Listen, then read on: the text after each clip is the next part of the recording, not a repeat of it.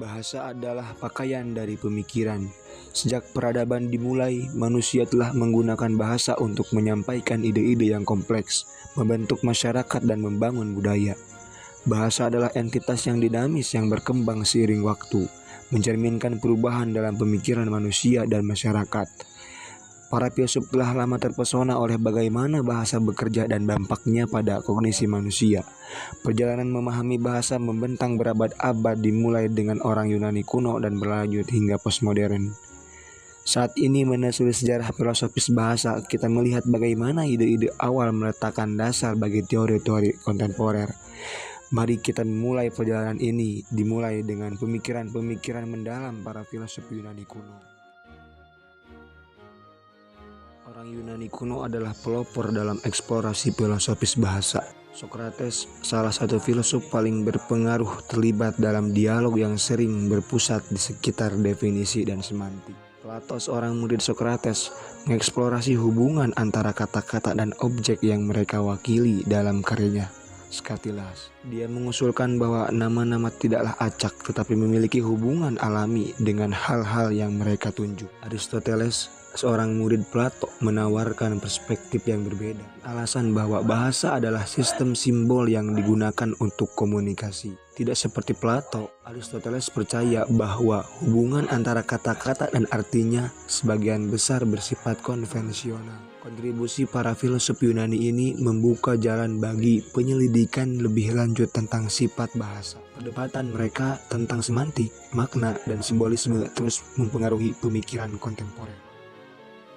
Periode abad pertengahan ditandai oleh perpaduan filsafat Yunani kuno dengan pemikiran keagamaan. Agustinus, seorang teolog terkemuka, mempelajari sifat tanda dan perannya dalam pemahaman manusia. Dia memandang bahwa bahasa sebagai sistem tanda yang digunakan untuk menyampaikan makna, sebuah konsep yang selaras dengan semiotika modern. Thomas Aquinas membangun ide-ide Aristoteles, menekankan sifat bahasa yang konvensional.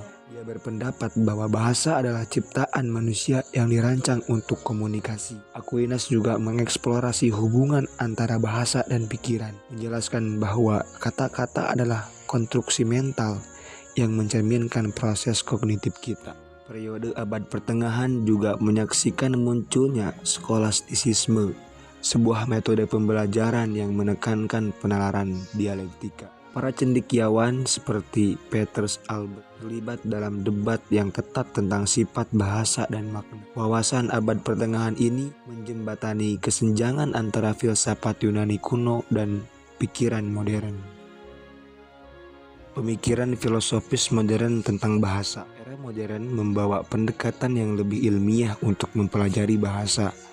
Para filsuf seperti John Locke dan Wilhelm von Humboldt memberikan kontribusi yang signifikan terhadap teori linguistik. Locke dalam karyanya esai Garnering Human Understanding berpendapat bahwa kata-kata adalah simbol yang mewakili ide. Humboldt memperkenalkan konsep relativitas linguistik yang mengusulkan bahwa struktur bahasa mempengaruhi cara penuturnya memandang dan berpikir tentang dunia. Ide-ide ini kemudian dikembangkan oleh Elwood Sapir dan Benjamin Leward yang membentuk dasar hipotesis Sapir-Whorf. Abad ke-20 menyaksikan munculnya strukturalisme dan formalisme yang dipelopori oleh para pemikir seperti Ferdinand de Saussure dan Noam Chomsky. Karya Saussure meletakkan dasar bagi linguistik struktural yang menekankan sifat arbiter tanda-tanda linguistik. Chomsky dengan teorinya tentang tata bahasa generatif, revolusi studi sintaksis dan mengusulkan bahwa kemampuan untuk memperoleh bahasa adalah bawaan manusia. Pemikiran filosofis modern tentang bahasa telah sangat memperluas pemahaman kita tentang kompleksitasnya. Perspektif postmodern tentang bahasa. Modern membawa pandangan kritis dan seringkali skeptis terhadap bahasa. Para filsuf seperti Michael Foucault dan Jacques Derrida menentang gagasan tradisional tentang makna dan representasi. Karya Foucault tentang analisis wacana menyoroti dinamika kekuasaan yang melekat dalam penggunaan bahasa. Derrida memperkenalkan konsep dekonstruksi, mempertanyakan stabilitas makna dan penunjukan bahwa bahasa secara inheren ambigu. Perspektif ini memiliki dampak yang signifikan pada teori sastra, filsafat, dan studi budaya. Perspektif postmodern juga menarik perhatian pada peran bahasa dalam membangun identitas. Karya Judith Butler tentang performativitas gender mengeksplorasi bagaimana bahasa membentuk dan membangun identitas gender. Wawasan postmodern ini telah memperluas cakupan penyelidikan linguistik, menyoroti keterkaitan yang kompleks antara bahasa, kekuasaan, dan identitas. Mereka menantang kita untuk mempertimbangkan kembali asumsi-asumsi tradisional dan untuk mengenali sifat makna yang dinamis dan diperdebatkan.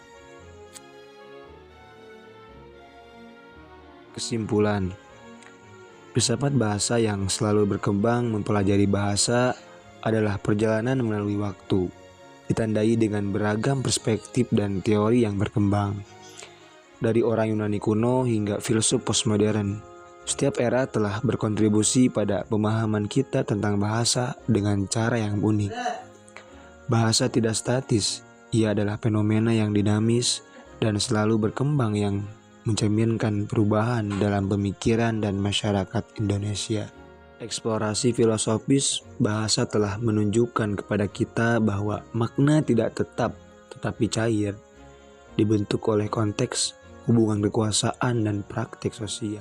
Pemahaman ini sangat penting di dunia di mana komunikasi merupakan pusat dari interaksi dan identitas kita. Perjalanan bahasa masih jauh dari selesai, dan setiap penemuan baru membawa kita lebih dekat untuk mengungkap kompleksitas dan keajaibannya.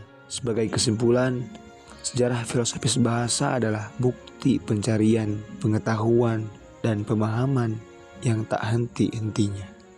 Terima kasih. Wassalamualaikum warahmatullahi wabarakatuh.